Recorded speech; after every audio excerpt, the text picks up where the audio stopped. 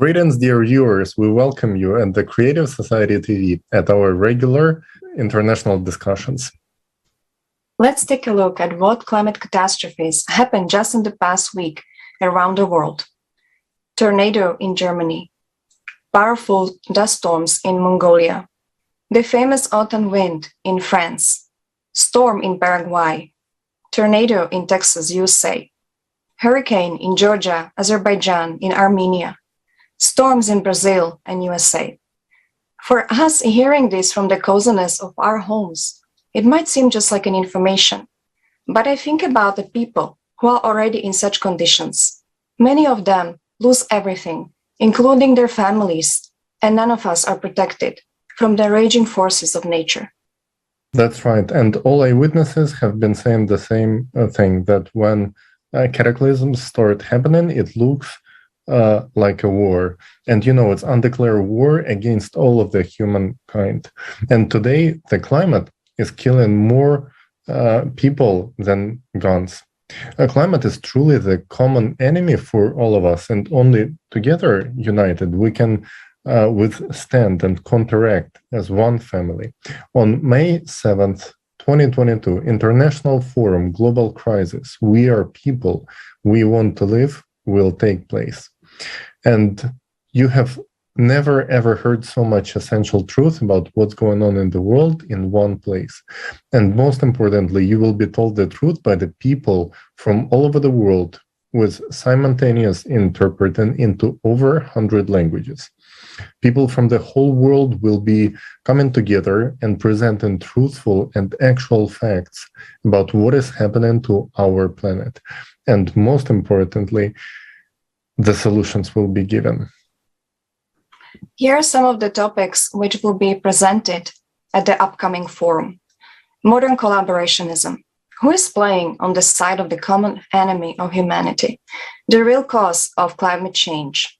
Who and why is hiding the truth from the people? Climatic disasters through the eyes of eyewitnesses.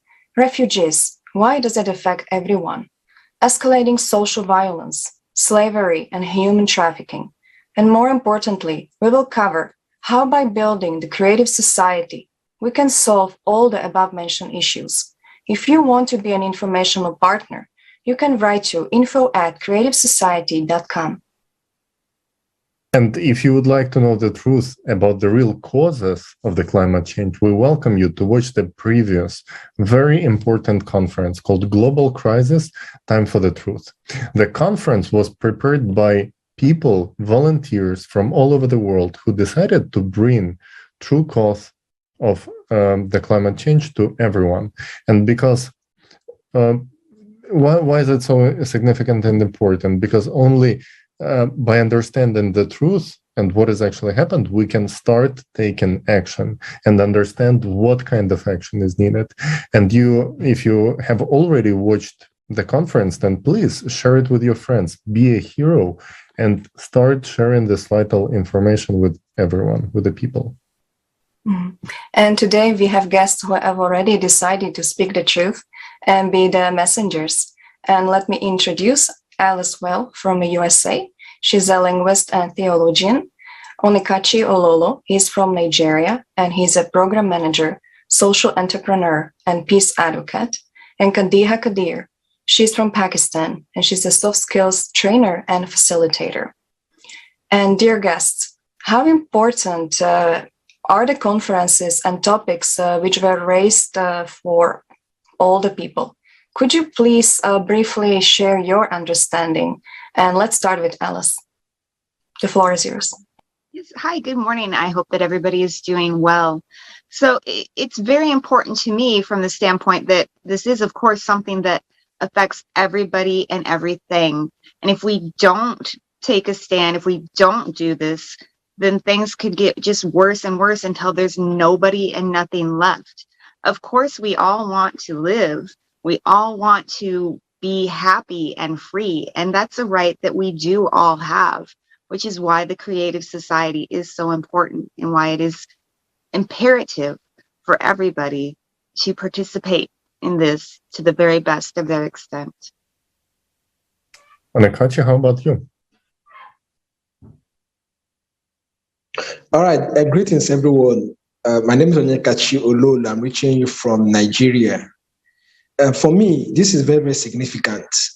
And it is significant in the sense that over the years, we understand that a lot of voices out there are weak. A lot of people are looking for who they would run to. People are feeling disenfranchised. When they cry, they feel no one listens to them anymore. And a lot of persons are losing hope. A lot of persons are losing faith. And this is, we are all looking for a little ray of hope. And I know, I'm very well convinced that Creative Society has come forth to provide that hope. For me personally, when I got to know about Creative Society, when I read about especially the 8th principle of Creative Society that was talking about the importance of human life, I was talking about safety. And for me, we are in Nigeria, and then down here in Nigeria, we are suffering a lot of political, economic, and social issues. And I saw a platform that has set forth a conversation around the dignity to human life, human freedom, human safety. And if you look at a lot of security issues going on, it seems like the people have even lost faith in the state, the architecture, the security architecture of the state. It seems also that the people don't even know what to do and who to run to. And so there is need for dialogue, there is need for conversation. And the good thing and funny thing though is this is not just a domestic or local issue. It's also national and international. So there are a lot of steps that other countries have started taking towards addressing these issues. So for me, in Creative Society, it gives a common platform for us to begin to talk of these issues, know what others are doing to solve these issues, and try to adopt same. It's good that this conversation is ongoing, and we are in for it. So I'm urging every other sensitive, like-minded citizens of not just Nigeria, of not just Africa, of the world in general. Let us all come together and build the planet that we want. Nobody will do it for us. Thank you so much. Thank you so much for your input. And Kadiha, you're with us. Also a question, the same question for you. How important is to open up this topic and like openly speak about these issues?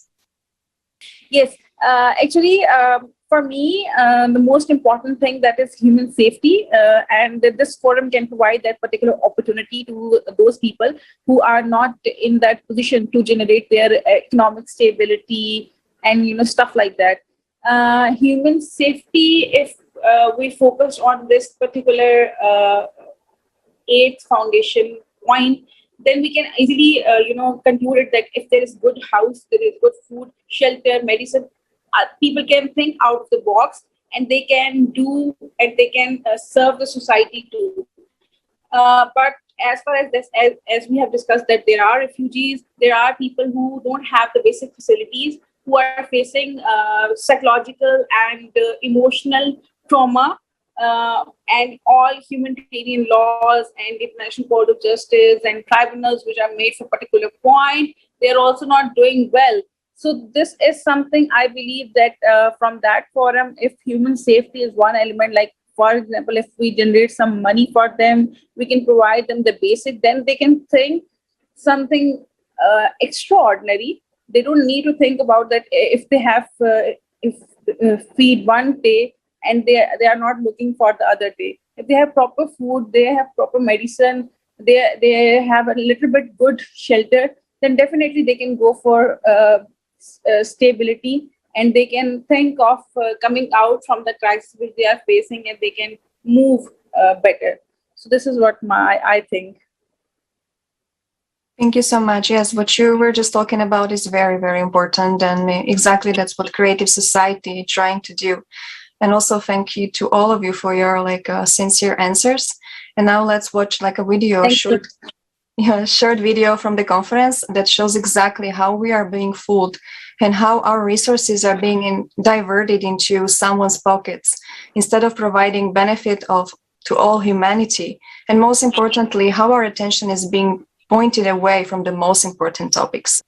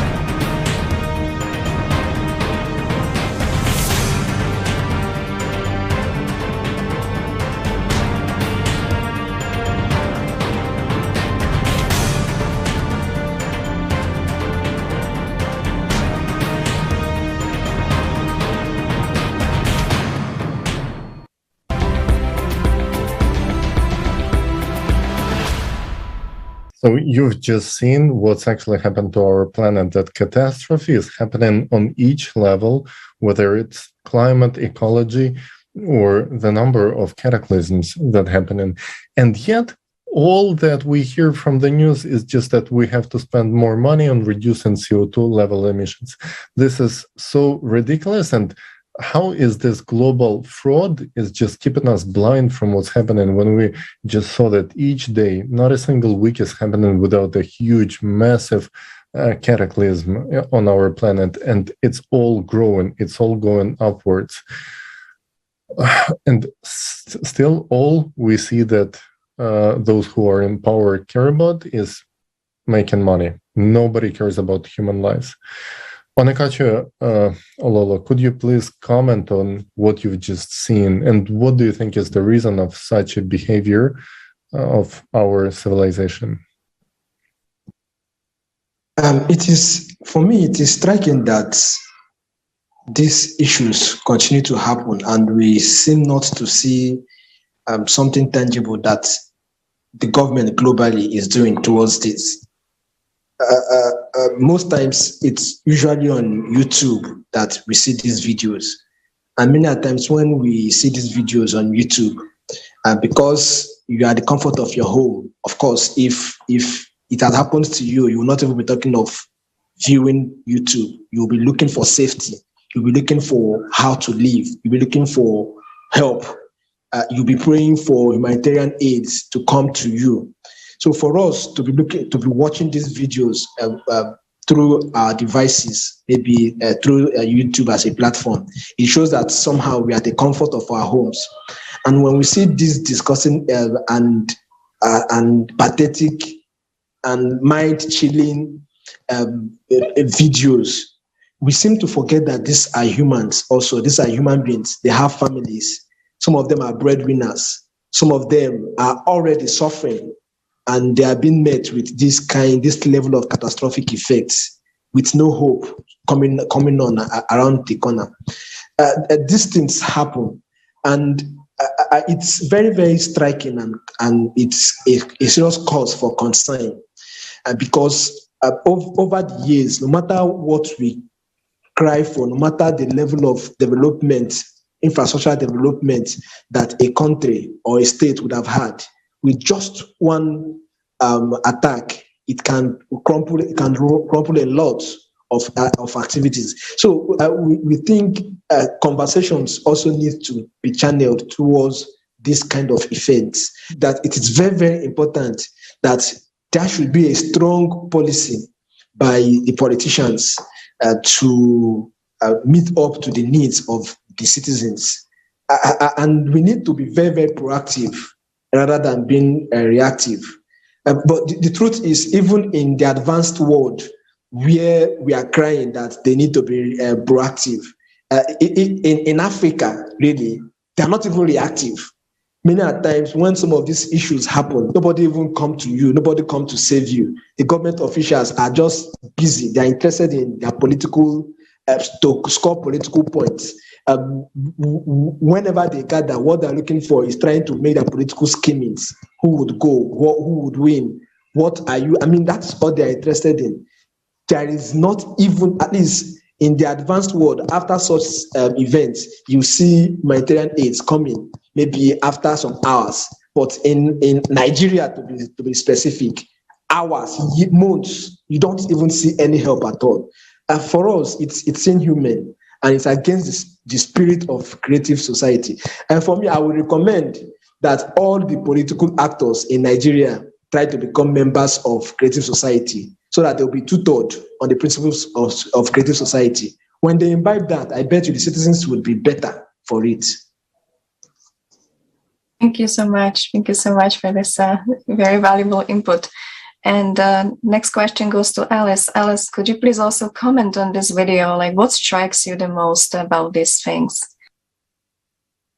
Sure, absolutely. So I really like not just the detail and the impartiality with which the videos are done, but I also think that it helps if people just take the time to watch them, to see and think, well, let's think about our politicians, the people that are in power, the various governments and large industrial corporations. And let's just consider logically why they don't want to address this. And it's the entire concept of this consumerism, the pursuit of the almighty dollar, so to speak. They don't really care about human life. And when you realize that every human life has value and that we all want to live, we all deserve to live. We all deserve to have the same freedoms and basic, not just economic, but just knowing that everybody's needs on a basic level are met, and that everybody's thoughts and lives have a meaning and a purpose, and that we are all born free and equal, then you can't help but realize that the entire premise of creative society and what we're trying to do is something that we have to do as a species if we care to live. If you want to live, then you're going to have to realize that everybody is born free and equal, and that the only way to do that is from the principles of the creative society and implementing that in everybody's lives. Because on any given day, anybody can become a refugee. Anybody can lose their entire house, their entire everything, and just be lucky enough to get by with their life. Well, if that can happen to anybody, then the amount of money that you may or may not have in your bank isn't going to matter. Absolutely, Alace. And thank you so much for pointing that out, that anyone can become a refugee. This is a very connected topic. And we have one video about the life of refugees, because people do not realize how fragile our social life is today.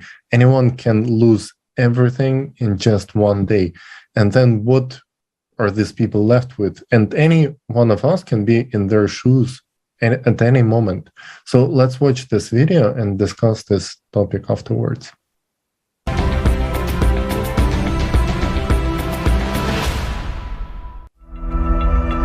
Why is there such inhuman treatment of people? I was thinking about it and decided to figure it out.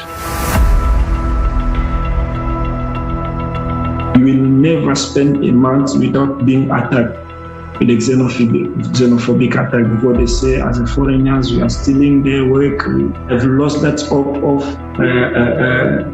being in the great society. I don't know, I've lost that hope, because seeing the way that people are being killed, seeing the way that people are being shot in my eyes. A child can be sold many times.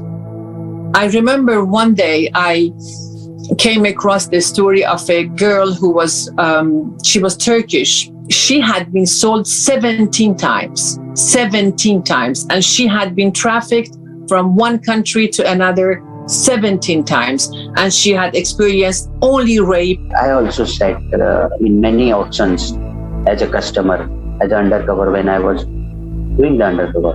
We were sitting for the auctions, 9-year-old girl, 10-year-old girl, as per the demands.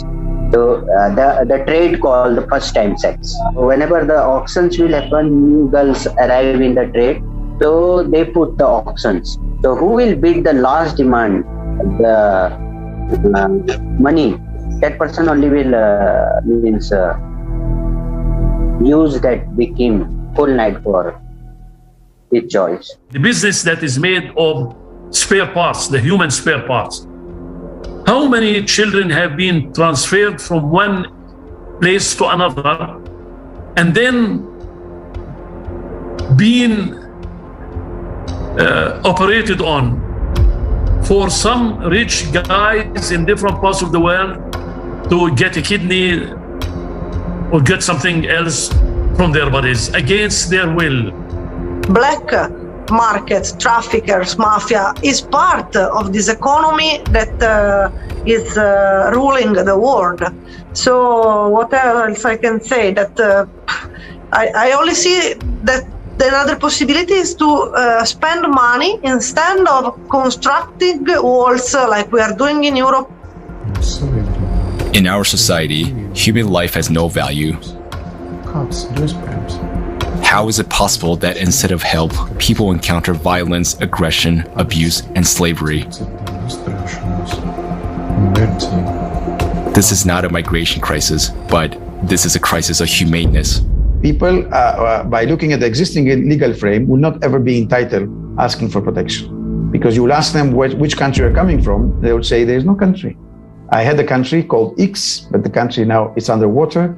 Or I had a village and this village is being totally destroyed or disappearing. It turns out that there are still no effective programs for the resettlement of refugees. For so many years, the United Nations has been working. For so many years, the Refugee Rights Commission has been working. So many humanitarian organizations and NGOs around the world have been working, but there are no working, established or adopted programs on how to work with these refugees. There are none. And the Refugee Commission itself admits this. Now refugees are forced to leave their homes.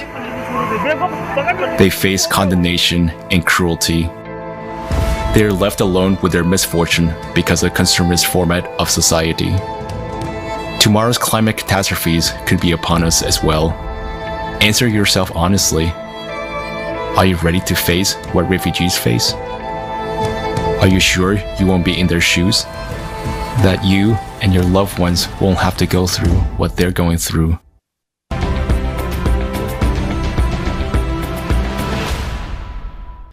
This shocking video is only showing a small part of the terror that people have to go through. And if you haven't seen the whole video, I highly recommend to all of you to watch it on Creative Society platform in multiple languages, the documentary about the life of refugees, which was shown at the Global Crisis Time for the Truth conference in December of last year. And now my next question is to Khadija. Could you please tell us, how do you see this topic and share your vision with us? Thank you so much. Yes, I believe that I agree with the point that anyone can be in that particular situation for any time. You never know, because you were mentioning about politicians and their rule, but I believe that climate is also one of the most important thing, which is changing day by day, and you don't know that the village is no more there and people are migrated from one place to another, so you don't know about that.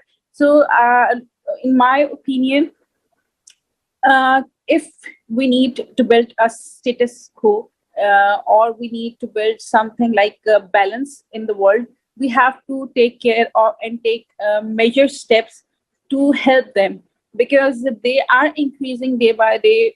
People are not so much peaceful in nature, wars. So these are the things which are continuing in the process, and we can't change those. And we can't change the climate too, because it is also unpredictable. We have seen the pandemic situation in the world, and that is transferred from one part to another. So these are the natural disasters as well, which are pushing towards the life to be as huge. So in my opinion, as if you ask me, we have looked this thing with the solutions of human health, human cause, human life, and humanity. These are the things if we cater each individual. Like, for example, in my country, we have funds for this particular hospital, this particular thing. We never have any international body is working for the donation of this thing. Individual can go to the particular bank and said that I need to transfer this money for this cause, for example, the recent crisis, but there is no system for that.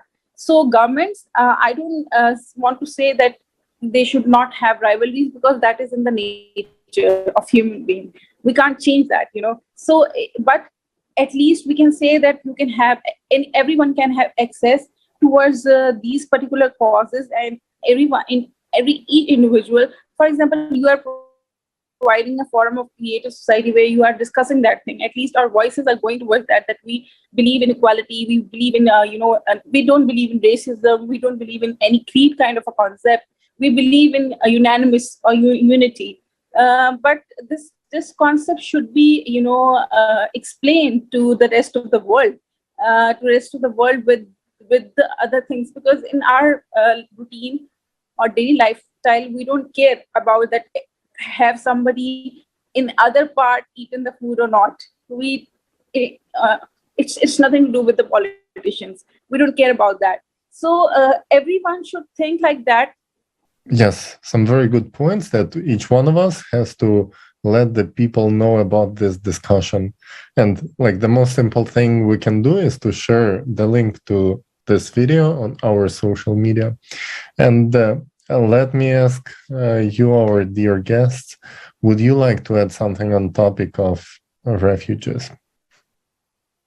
I would be happy to add something. I yes. think that as somebody who lives in the United States of America, we don't really, as a country, understand or even empathize when it really comes to refugees. And the political situation has really lent to, in my opinion, caring less about people that maybe look different than we think that the typical American looks like. But the reality of the situation is that the United States of America was founded on immigrants and from refugees. And so it's very hypocritical to not care about other people that are in the same situation that perhaps our ancestors were in a very short time ago. My family was here a long time ago, but I know the vast majority of my friends, their family just came to the United States of America within the last 2-3 generations. When you consider a generation is only about 20 years, that is not that much time. And it's very hypocritical not to think about others the way that they were treated. Like if your family was allowed to come over here and immigrate, to be refugees, and to find that asylum and that care, then shouldn't we do that for everybody? And again, that's just exactly why we need the creative society and why we need to do this, because it is something that turns it into everybody's responsibility. It isn't just a responsibility for a country where I happen to live. It is a responsibility for every human to care about everybody else and to realize that any problem that can happen to me or anybody else tomorrow could happen to you and your family the day after that. Thank you so much, Alace. I actually wanted to add something to this because, like you were saying, like it's happening in the United States of America. I will tell for myself, born in Europe. I also lived in the United States for almost 10 years. I also had this, I lived in a bubble. If I tell myself I live in a bubble because, everything was okay. Economical situation is, kind of stable. And I had no clue actually what is going on around me. And actually these forums and these conferences opened my eyes, because now in a preparation for the forum, we are creating the movies. And I had to watch a lot of documentary movies to, first of all, understand the topic for myself, and also, to open my mind and find an interesting way how to, show this movie to other people. And I have to say that I was shocked. I'm watching these documentary movies from all different countries. What is happening to these refugees? What is happening to little children? How parents are selling their organs, their kidneys, other parts of livers to support their hungry children. So they sell one of their child to support the other children. For instance, in Pakistan, it's happening. And I'm just for $800, for instance, or something very small sum for, American, for instance, $800 is nothing, right? You cannot even pay rent with that sometimes in certain areas. And so for me, it was really eye-opening. And I realized that we have to change this on the global level. This is not something can be changed in one country. This is something has to be implemented all around the world. Because like the lady in the refugee documentary movie was saying, that there is mafia, there are people who are behind this, there's a business, there's a black market going on, and so on. So it doesn't help just like change in one country. This has to happen globally. We have to implement the creative society everywhere, in every single country. This is like, I think, the only way we can eradicate this, horrible, inhumane treatment which is going on, with children, with women, with refugees, and it can happen to any of us actually pretty soon. So I just wanted to add to this, and maybe Onyekachi, you also would like to add something to this topic. Yeah, I wanted to share my thought on this. The fact is this: when I was going through the documentary, I was asking myself some pertinent question around who are the enablers of what is going on. I mean, these refugees never asked for the situation that they found themselves.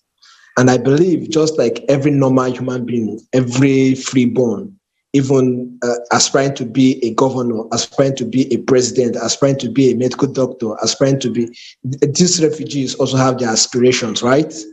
And if they have their aspirations, I believe they have the right to pursue that aspiration. I mean, that is just what life is all about. We are born, we live our life trying to achieve, to make an imprint that is positive in the world, and then we go off. And the question is, when we go off, what are we remembered for? And we cannot be remembered for anything if we don't identify with the cause. For me, that is one reason why I'm identified with creative society. But that apart, having understood that this target audience did not really wish, and they've never for once wished for it, it means then that it can happen to anybody. No matter the level of pity that we want to put on them, it goes beyond showing them pity, actually. The next big question is, who are the enablers? Every state has an architecture of operation, right? They have the way they work. They have their security architecture. They have their intelligence unit. So does it then mean that these states have suddenly stopped working? The reports that they get have suddenly stopped using it. So there are enablers, and these enablers, how do they really relate with the government in power that is making them to be shielded? Apart from that level, then there are those who are the beneficiaries. Sometimes you see strong citizens who are beneficiaries to this. Other times you see people who are romancing, who have whatever relationship with the government, also as beneficiaries to this. It's unfortunate that this is happening. And the truth is, if we think we have political power, and then because of our political power, we can do what we want to do, remember, nature would never allow us be. I mean, 2020, we just came out of a heavy pandemic, which happened, which killed a lot of people. And so even if you think in Nigeria, there are top politicians that died from that pandemic that happened. So you see, their politics, their power could not even save them. So when nature comes, it comes and it strikes and hits on anybody. That is the reason why we need to be very, very careful. And for me, I'm looking at the part of justice and equality of one of the principles of creative society. And that is where we need to speak up for these people. We really need to make them understand that beyond what is happening to them, there is a lot that needs to be done. And as social and development workers, what is the structure on ground? Who can they even run to? I mean, I will keep saying this. They fight for asylum, nothing happens. They begin to play politics. You see people playing politics with human lives. When you see people talking about money, about human life, let's imagine these refugees being us. How would we want to be treated, really? How would we want the government policies to influence what happens to us? If we bring up this kind of question, then we would better appreciate the situation. I know that these people did not wish for what they are passing through. And it is only by the policies of the government that they can get at least that Eldorado that they seek. But since the government is not doing anything, the citizens need to come together globally with one voice in a platform to really push for that cause. Otherwise, nobody knows who it can happen to the next minute. This is actually amazing to hear what you're saying. You're basically voicing the very same human request that unites all people, because all of us, we basically want the same thing. It's very interesting how when you speak person to person, then it doesn't matter which country you're from, you want the very same thing. You want safety, you want life to be protected, and you want to be sure that if anything happens, you will be in safety, because on the other side of the border, the very same people as you are going to help you, and you are going to help them if they need your help. And this is basically amazing thing that we know that all people want this to happen. But then the question arises, okay, but we live in a world where these policymakers, politicians, they have power. How can we change something?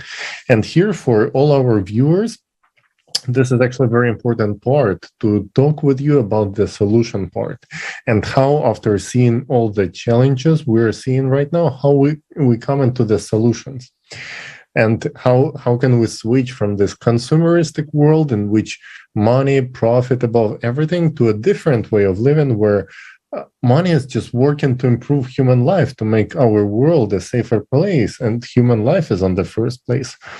And when we want to build this new format of living, the foundation which unites all of us is the 8 foundations of the creative society. You know that creative society can be implemented worldwide in 3 very simple steps. And the first step is what we're doing here right now. We communicate and we informing one another about the possibility of building the creative society, the safe, prospering society based on 8 foundations. And why do we inform people? To create an electoral request, to create people's request to implement the 8 foundations on the legal level around the world, in each country separately according to the constitution, but globally, make it globally. And that is what honest people are doing around the world, not because they're being paid. Nobody's being paid here. We all do it because we want to live. We want to live in a prospering, beautiful, safe, creative society.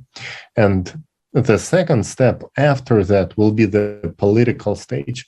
This is when we say, okay, we are people of certain country. We want to live in creative society. We don't care which politician is going to make it happen, but we only going to vote for that politician who is willing to implement the 8 foundations of the creative society on a legal level. You can create political parties in different countries, but the idea has to be the same. Creative society where politics is being used as a tool for unification of people and not for division as it is being used today. And then after we've seen in multiple countries around the world, people created this request, elected officials who implemented 8 foundations on the legal level, we say, okay, now we can have world referendum to actually unite our world into one beautiful society where people live as one family, actual creative society. Do we want that? Ask people around the world and see what the answer is going to be. This is the beautiful idea that is actually much simpler than when we talk about it step by step.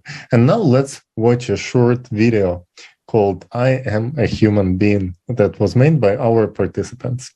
Let's take a look.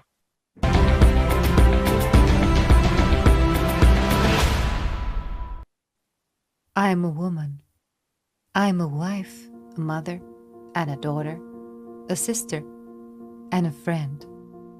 I am a participant of the Creative Society project. I am a human being. Sometimes I'm cheerful, other times I'm tired. There are days when I have good ideas, and there are days when I don't behave very wisely. Don't be discouraged if you don't like the way I am. Keep going, don't stop. See from the other side too. Listen to other people. Be curious. Creative society is not about me and my opinions.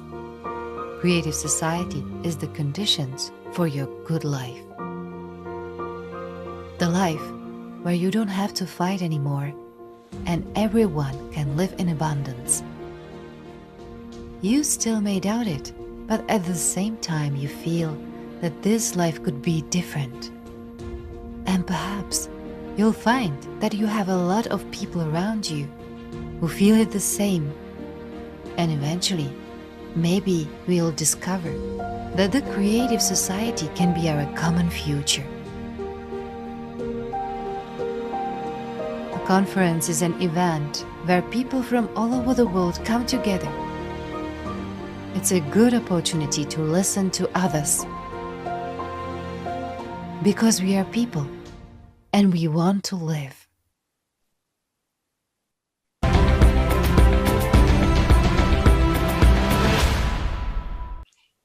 I really like this video because, it is made by participants from the country I'm from Slovakia. And what I really like about it is not just that, it's the fact that, she's saying that just because you don't agree with the way I am saying things, just don't let yourself be discouraged about creative society, because all of us, may say things a little differently, but, we are all united by the same goal, by living better, in a better world, in a creative world, in a creative format. And if, some creation for me looks like this and for you maybe look like that, but, we all can unite on the same idea, which is creative society. And we understand that based on 8 foundations, it is important to put human life first. And that is like the most important thing also for me being physician. Human life is the highest value. And first foundation, actually, I would like to read it out to you because I think it's amazing. And, the great thing is that it's not going to be just on the paper, but in reality. The human life is the highest value. Life of any human has to be protected as one's own. The goal of society is to ensure and guarantee the value of each human's life. There is not and never can be anything else more valuable than a human's life. If one human life is valuable, then all people are valuable. And that's just amazing because it's just like showing that, there's no division between us. It's like Alace was saying, like we're all equal. And Alace, in your opinion, why is it important that people know about 8 foundations and are familiar with them? And also, why do you believe that creative society is our only way to survive the consumer format and global crisis? Thank you. So I think that it is important to get to know those 8 foundations because any problems that you may be experiencing if you're new to creative society and what it is trying to bring about, when you read those 8 foundations, you can understand, you can think logically, okay, well, how does this relate to everything that's going on? And does it answer all of the questions that I may have in regard to how this would be implemented and how it would work? And if you read them, it's very clear the goal is for an entire society to live together, to value the humans. And in a consumer society, all that we're trying to do is just use everything up, just consume everything until it's all gone. Well, then what? Then everything will be gone and we will be gone as well. So what's the point of living like that? You know that it's only a matter of time before everything is gone. Don't you want to live somewhere where you know that there is going to be stability and hope for future generations, even our current generations? I think that the more that we look at the way that things are going with all of the climate change and everything that is happening, I don't think that it is very far of a jump to realize that within a matter of 2, maybe 3 generations, there won't be anything left. And if there's nothing left, then nobody can live. And isn't that why we want to be here? We want to live. Thank you so much. Thank you so much. Onyekachi, I would like to ask you, when growing up as a children, each one of us, we have dreams about living in a beautiful world. What has been your vision of the world you would really like to live in? And how does it aligns with the 8 foundations? Because the story of them was that people were asking, people from different countries, what kind of society would you like to live in? And when you read them originally, did you see something in common with your previous vision of the world you would actually enjoy to live in and maybe raise kids and live as humans should? Okay. The truth is, growing up, I've had 2 key aspirations. One, I wanted to be a Reverend Father. I wanted to be a Reverend Father because as a kid, I loved the way the Reverend Father of my parish station then handled the children that come to him. He gave us this sense of belongingness. Most times, there's something we call cataclysm for children who wants to become communicants, and then those who want to become who wants to go into the sacrament of confirmation. For Catholics to understand this. So the way the Reverend Father really took care of us made me aspired to be a Reverend Father.